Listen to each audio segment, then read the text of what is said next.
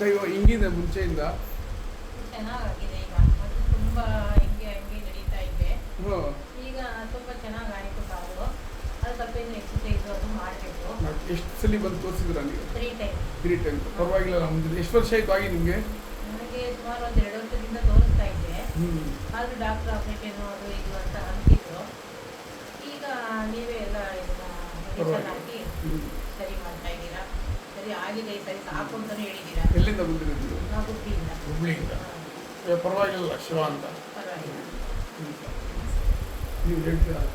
ಇಲ್ಲ ಸರ್, ನಾವು ಯೂಟ್ಯೂಬಲ್ಲಿ ನೋಡ್ಕೊಂಡು ಬಂದಿದ್ದು. ನಾವು ತುಂಬ ದಿನದಿಂದ ತೋರಿಸ್ತಾ ಇದ್ವಿ ಡಾಕ್ಟರ್ಸ್ ಹತ್ರ.